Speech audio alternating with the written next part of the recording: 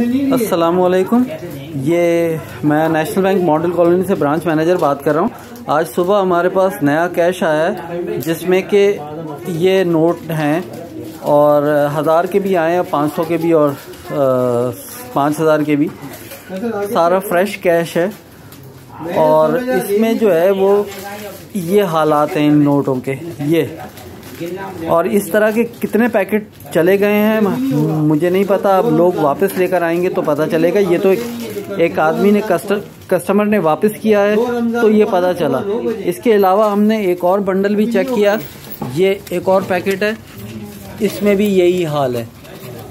अच्छा, इसकी डेट कब तक है? 31 मार्च। ये सीरियल मैं आपको दिखाता हूँ। ये सीरियल है, ये सीरियल है इसकी।